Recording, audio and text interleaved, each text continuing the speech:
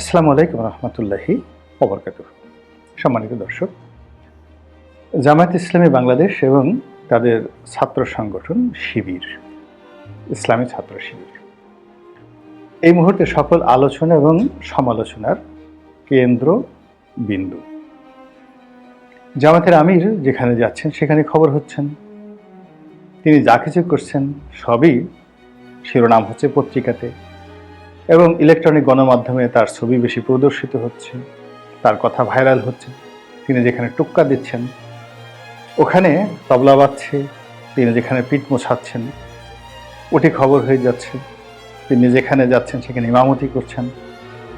এমনকি সাংবাদিক নেতা রুহুল আমিন গাজী তার যে মরদেহ যখন প্রেস ক্লাবে গেল এবং সেখানে যখন জানাজা হলো, সবাই একেবারে ইমামতির ভার আমিরে জামাত তার উপর দিলেন। এটি নজিরবিহীন ঘটনা, সেখানে সবাই তার পিছনে জামাতে নামাজ পড়লেন। আবার একটা অনুষ্ঠানে দেখলাম যে তিনি দাঁড়িয়েছেন, তার মাঝে একজন তরুণ উপদেষ্টা সমন্বয়ক, সম্ভবত মিস্টার নাহিদ বা ওনার নাম হবে উনি, তারপর সে মির্জা ফখরুল সাহেব দাঁড়িয়েছেন। তো নাহিদ সেই মাথা নিচু করে সম্ভবত পাজামা বা প্যান্ট ভাঁজ করছিলেন। আর ওই সময়টাতে জামাতের আমির তাকে পিঠ চাপ মানে থাপ্পড় দিয়ে পিঠে আসতে, এটিকে পিঠ চাপড়ানো বলে, স্নেহের দৃষ্টিতে যেটি করা হয়, অমন কিছু একটা করছিলেন। আর অমনি ক্যামেরা বারবার শুধু সেদিকে ক্লিক দিচ্ছিল।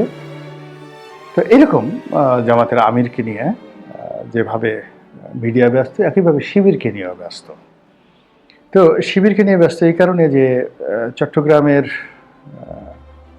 সব জায়গাগুলো, স্কুল কলেজ মাদ্রাসা শিবিরের দখলে, এবং এটা দীর্ঘদিন ধরে আসলে ঐতিহাসিকভাবে আওয়ামী লীগের জমানা ছাড়া সবসময়টাতেই চট্টগ্রাম মহানগরীতে শিবিরের দাপট ছিল। এবং একসময় শিবিরের সে দুর্দান্ত ক্যাডার নাসির দীর্ঘদিন ধরে তিনি কারাগারে ছিলেন এবং তাকে বের করা হয়েছে। এবং বের করার পর তিনি বললেন যে তিনি একেবারে নির্দোষ, তাকে অকারণেই এই 20টি বছরের মতো সময় কারাগারে কাটাতে হয়েছে।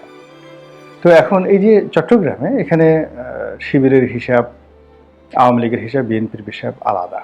সারা দুনিয়াতে যদি আওয়ামী লীগের সঙ্গে শিবিরের গণ্ডগোল থাকে, কিন্তু চট্টগ্রামে দেখা যাচ্ছে শিবিরের সাথে ছাত্রলীগের বা আওয়ামী লীগের বন্ধুত্ব আগেও ছিল এবং এখনও থাকবে। কেন? ছাত্রদলকে ঠ্যাঙ্গানোর জন্য এবং বিএনপিকে ঠ্যাঙ্গানোর জন্য। তো এরকম একটা আঞ্চলিক ভেদে একটা জায়গাতে রাজনীতি আছে। আবার চাঁপাইনবাবগঞ্জে যদি চিন্তা করেন, এই এলাকাতে একই অবস্থা। সেখানে জামাত এবং বিএনপি সে ঐক্যবদ্ধভাবে সবসময় কাজ করে, কেবলমাত্র ওখানে বিএনপিকে ঠেকানোর জন্য। এখন রাজনীতির যে প্রেক্ষাপট, সেই প্রেক্ষাপটে আওয়ামী লীগ নেই।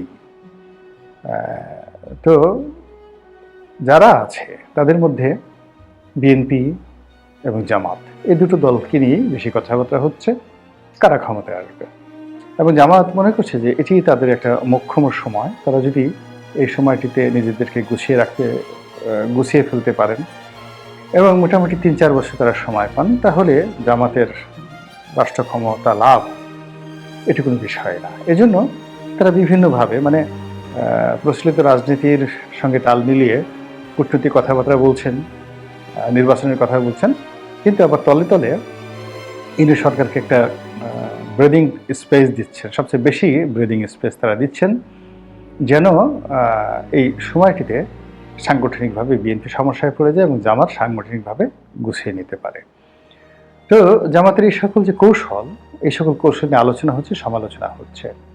আবার জামাত যারা বিরোধী শক্তি, তারা আবার জামাতকে নিয়ে ট্রলও করছে। কিন্তু সবচেয়ে বেশি যে বিষয়টি হচ্ছে সেটি হলো একেবারে ছাত্রলীগের পেটের মধ্যে সে 2009 সন থেকে শিবির যেভাবে ঢুকেছিল এবং এখন যেভাবে ছাত্রলীগের পেট থেকে একটার পর একটা শিবির বের হচ্ছে, বড় বড় নেতা বের হচ্ছে, এতে আমরা রীতিমতো তাজ্জব হয়ে যাচ্ছি।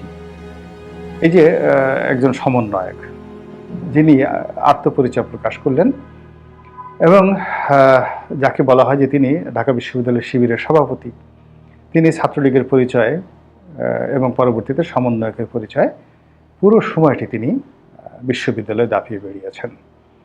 এবং এটিকে শিবিরের এবং জামাতের একটা অন্যতম কৌশল হিসেবে বিবেচনা করা হয়। এবং জামাত এটা নীতিগতভাবেই সিদ্ধান্ত নিয়েছে, বিশেষ করে 2011 সনের পরে, যখন আওয়ামী লীগের দমন পীড়ন নীতি খুব বেশি চলল এবং যখন গণজাগরণ মঞ্চের পরে আওয়ামী লীগ শিবিরকে টার্গেট করলো, তখনই শিবির এবং জামাত চেষ্টা করলো প্রথমত স্ক্রিন আউট, অর্থাৎ দৃশ্যপট থেকে সরে যাওয়া। দ্বিতীয়ত তারা যেটা চেষ্টা করলো সেটা হলো কী করে সার্ভাইভ করা যায়।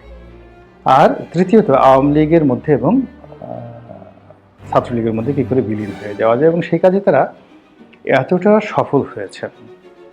সফল হয়েছেন যার ফলশ্রুতিতে এখন সকল প্রশাসন, জুডিশিয়ারি থেকে শুরু করে সকল জায়গাতে জামাত এবং শিবিরের যে আধিক্য, সেই আধিক্য সমন্বয়ক বলেন, ইউনূস সরকার বলেন, কিংবা সিভিল ব্যুরোক্রেসি বলেন, অথবা মিলিটারি ব্যুরোক্রেসি বলেন, সব জায়গাতেই মনে হচ্ছে যেন দাড়িপাল্লা, ন্যায়ের দণ্ড, জামাতের প্রতীক দাড়িপাল্লা, সেটার জয় জয়কার।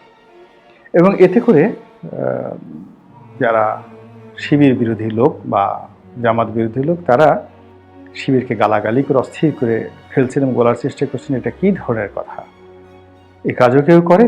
এভাবে নিজেদের পরিচয় গোপন রেখে কোনো কাজ করা তো মুনাফিকের বিষয়।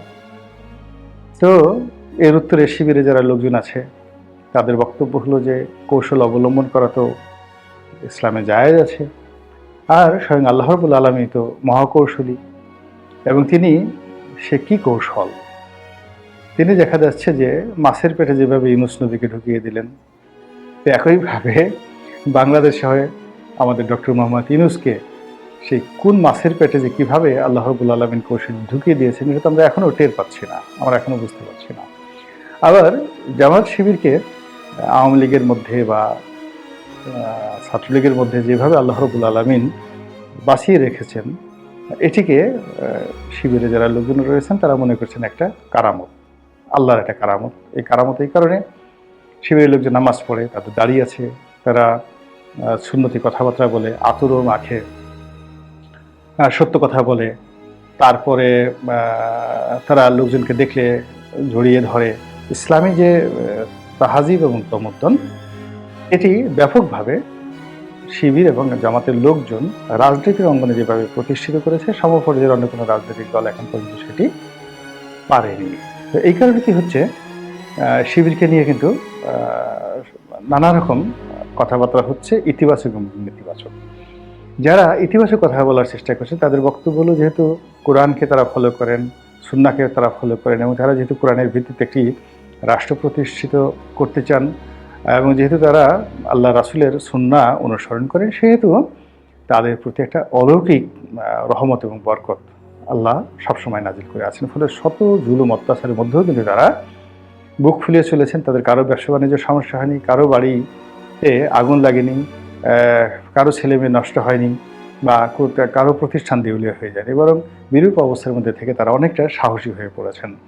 এবং তারা আরও অনেকে বলার চেষ্টা করছেন যে এই যে ছাত্রলীগের পেটের মধ্যে শিবিরের যে অবস্থান, এটা মূসা নবীর জামানাতে ফেরাউন দ্বিতীয় রামশেষের সঙ্গে আল্লাহ যে কৌশল করেছিলেন, অর্থাৎ দ্বিতীয় রামশেষের বাবা সেটা সম্রাট প্রথম সেতি। তো তিনি স্বপ্নে দেখেছিলেন যে বনী ইসরায়েল বংশে এক পুত্র সন্তান হবে, এবং তিনি বনী ইসরায়েলদেরকে স্বাধীনতা দেবেন এবং তার হাতে ফেরাউনের পতন হবে। তো এই কারণে তিনি সমস্ত যে নির্দিষ্ট দিয়েছিল, সে সমস্ত বনী ইসরায়েল যারা দাস হিসেবে মিশরে কাজ করছিল, তাদের সবাইকে হত্যা করার, অর্থাৎ একটা নির্দিষ্ট দিনে সকল শিশু সন্তানদেরকে হত্যা করার নির্দেশ তিনি দিলেন। তো যা হোক, প্রকৃতির অপার মহিমায় দেখা গেল যে হযরত মুসা আলাইহিস সালামের মা তিনি প্রসব করে সেই শিশু নীল দরিয়ায় ভাসিয়ে দিলেন, মানে নীল নদে ভাসিয়ে দিলেন, এবং সেটি ভাসতে একেবারে ফেরাউনের রাজপ্রাসাদে সেই শিশু ফেরাউনের যে বহনকারী যে এটাকে দেখানো হয়েছে, একটা ছোট, সেই সময় প্যাপিরাসের তৈরি, খড়কুটোর তৈরি এক ধরনের নৌকা তৈরি করতো, ছোট নৌকা। তো এই নৌকাটি ফিরাউনের যে বোন, সম্রাট প্রথম সেতির বোন অর্থাৎ রামসিস, যার সাথে হযরত মুসা নবীর যুদ্ধ হয়েছিল, সেই রামসিসের ফুফু তিনি তাকে কোলে তুলে নেন এবং তিনি যেহেতু নিঃসন্তান ছিলেন, তিনি তাকে মানুষ করতে থাকেন এবং তিনি রাজপরিবারের একজন সদস্য হিসেবেই হযরত মুসা আলাইহিস সালাম তিনি সেই সম্রাট প্রথম সেতি তার দরবারে এবং তার প্রাসাদে লালিত পালিত হতে থাকেন। তো এই কাহিনী আমরা সবাই জানি এবং পরবর্তীতে সেই সম্রাট প্রথম সেতির মৃত্যুর পরে রামসেস কী করে ক্ষমতায় এলেন, তার সঙ্গে কী করে হযরত মুসা নবীর যুদ্ধ হলো, তিনি কী করে বিজয়ী হলেন, কী করে নীল নদ পাড়ি দিলেন, সেগুলো সবাই জানি। তো এই যে আল্লাহ রাব্বুল আলামিন কৌশল করেন, তার বান্দাদের সাথে কৌশল করেন, যে সকল বান্দারা জমিনে অনার সৃষ্টি তৈরি করতে চায়, তো সেই সকল কৌশলী বান্দাদেরকে দাঁত ভাঙা জবাব দেওয়ার জন্য হযরত মুসা নবীর এই যে কাহিনীটি, এটি সবসময় হুজুররা বয়ান করেন। তো সেই কাহিনীর সাথে সামঞ্জস্য রক্ষা করে এখন অনেকে যারা জামাতপন্থী লোক তাদের বলার চেষ্টা করেন যে এখানেও মানে আল্লাহর কৌশল বলেন, বান্দার কৌশল বলেন, বা মানে যুগপৎভাবে এই জমিনে পলিটিক্যাল সায়েন্সের সেই সূত্র বলেন কিংবা ম্যাথমেটিক্স বলেন, এই সবই একসাথে কাজ করেছে এবং সেই সূত্র মতেই জামাত আস্তে শিবিরের, অর্থাৎ জামাত শিবির একেবারে নিরাপদে নিশ্চিন্তে আওয়ামী লীগের কোলে বসেছে জামাত, এবং শিবির নিশ্চিন্তে ছাত্রলীগের পেটের মধ্যে ঢুকে পড়েছে এবং সময় মতো তারা আবার সেখান থেকে একেবারে সগর্বে ভেসে এসে বের হয়ে এসেছেন। এখন এই যে তাদের বেড়ে ওঠা এবং নতুন প্রেক্ষাপটে তাদের যে তৎপরতা, এটি কি ধরনের সমীকরণ তৈরি করবে আগামী দিনের রাজনীতিতে, সেটি এখন দেখার বিষয়। আল্লাহ আমাদের সবাইকে হেদায়েত দান করুন এবং হেফাজত করুন। আসসালামু আলাইকুম ওয়া রাহমাতুল্লাহি ওয়া বারাকাতুহু।